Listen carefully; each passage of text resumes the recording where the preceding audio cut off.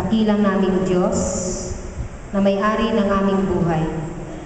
Maraming salamat sa aming napag-aralan ngayong gabi. Tulungan niyo po kami na maging tapat sa inyo. Sa anumang pagsubok ay kaya naming malalampasan. Tulungan niyo po kami, Ama, na ang aming sarili ay buo namin ibibigay sa inyo na walang pag-aalinlangan. Maliban sa tagumpay na amin nakamtan sa lupang ito, ay mayroon po kaming mithiin na aming makamtan.